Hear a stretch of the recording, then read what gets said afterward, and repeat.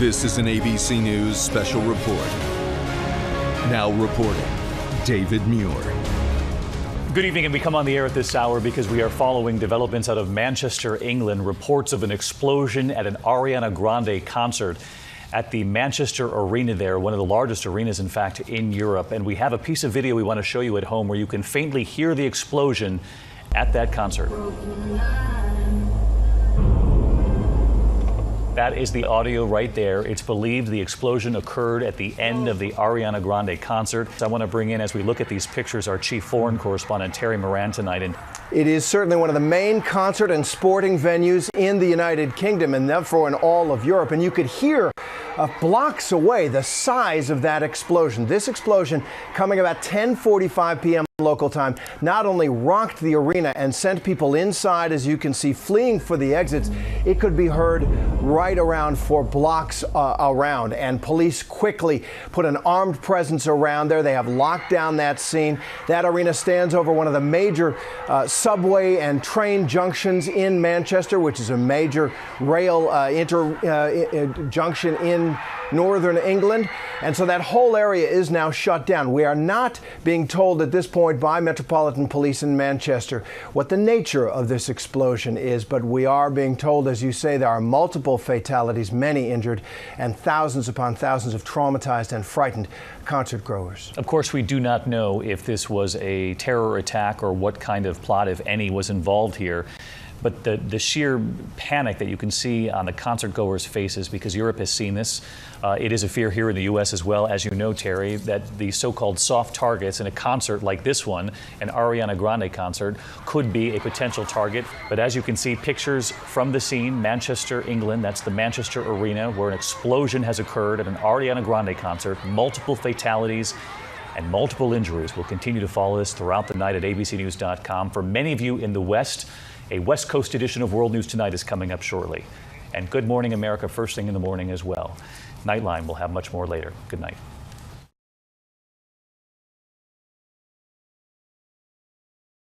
Tonight, breaking news as we come on the air here in the West. The deadly explosion at an Ariana Grande concert. ABC's chief foreign correspondent Terry Moran leads us off tonight. The Manchester Arena is one of Britain's main concert and sports venues, just north of downtown Manchester, the UK's second largest city. Ambulances swarmed the scene, and so far, 19 people have been confirmed dead, with around 50 others injured. Tonight, the FBI says that they are aware of the incident, and the Department of Homeland Security is actively monitoring the situation. Tonight, representatives for Ariana Grande are saying the singer is okay and made it out of that arena safely. Manchester police are saying they're treating this incident as a possible terrorist incident, although as of right now, there's been no claim of responsibility. David? Terry Moran with late developments, the scene coming in from Manchester, England tonight. Terry, thank you. And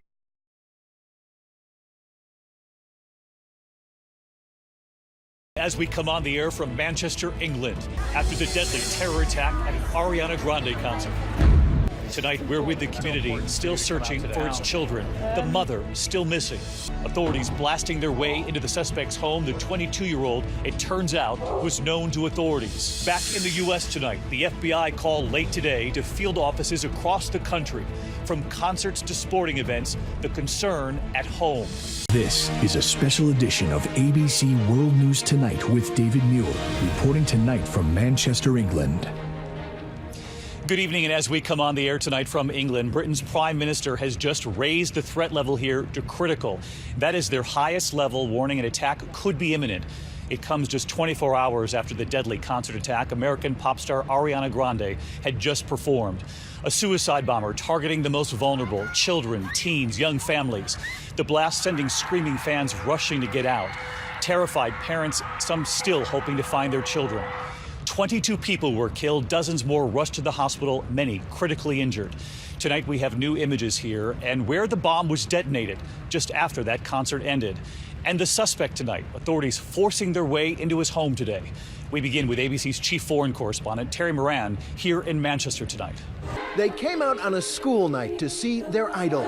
Thousands of teenage girls packing the arena. Pop diva Ariana Grande finishes her encore in a shower of pink balloons. At 10:30 p.m., the house lights come up, and then the sound of the bomb. Oh my God. Panic, confusion, those pink balloons popping as the audience stampedes for the exits. Girls clamber over railings, dropping into the crowd, desperate to escape. Harold Taylor was there with a friend and their children. Bethany Keeling was right near the exit when the bomb went off. Victims were lying where they'd fallen. The ground was streaked with blood. The killer, today identified as 22-year-old British-born Salman Abedi. Police believe he detonated his suicide bomb here in an area connecting the massive arena to the nearby train station, which then descended into chaos. When the bomb went off, many parents were waiting outside to collect their kids after the show. For some of the youngsters, it was their first concert. Joe Gregory was sitting in his car waiting to pick up his girlfriend. He sees the flash, hears the bang, and then it hits him. No!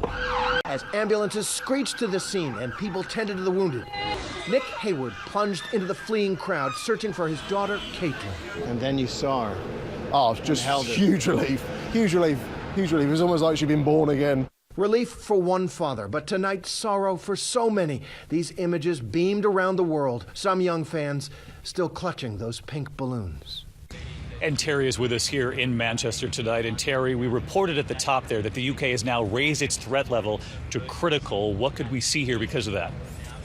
What that means, David, is up to 5,000 military troops will now be deployed at key sites and on the streets of Britain. This is a striking sight in a country where ordinary policemen don't even carry firearms. But those troops will free up police resources now to go on the hunt for more suspects. David? Terry Moran leading us off here in England tonight. Terry, thank you. And authorities here say they now know who the suicide bomber is. And it turns out tonight he was known to police. They blasted their way through his home today, and you're about to see it right here. Here's ABC's chief investigative correspondent, Brian Ross. Today, in the frantic search to see if others are involved, police blew open the door of the bomber's home, looking for any clues about the suspect. And Brian Ross joins us tonight. And Brian, you reported there this suspect was known to British authorities as a potential terrorist. That's right, David. He was once on a kind of government watch list. But, David, we've learned he was not being watched closely because authorities did not believe he posed an immediate threat. David? Brian Ross tonight, our thanks to you. And this evening, the awful reality. This attacker knew so many young people would die. Tonight, the faces and the parents holding photos of their children still waiting. And the mother who is still missing. From the teenagers who were on their own for a concert to the children running out holding their mother's hands. The attack was cruelly aimed at young lives, innocent children. Among the dead, Safi Roussos, just 8 years old, separated from her mother and big sister. She did not survive. There are reports here that her mother was critically injured in the hospital and might not be aware of what happened to Safi. 18-year-old Georgina Callender had her picture taken with the pop star 2 years ago and was back to see her in concert. She did not make it out. And at a vigil here today in Manchester, in Albert Square, thousands honoring the young faces who did not make it. It's just important. Why was it so important for you to come out today? I think it's an attack on Manchester, which is our city. I cannot begin to imagine what the parents were going through. And we met the children here who are still struggling to find the words. What should everyone do now? Carry on as normal.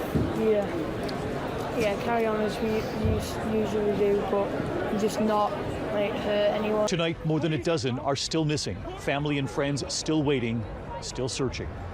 Looking in hotels, hospitals, a teenager's uncle searching for his 15-year-old niece, Olivia.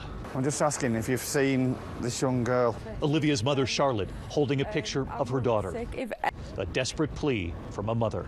The hashtag Missing Manchester has been shared around the world. But there are families tonight thankful, relieved, posting photos of the missing they've now discovered.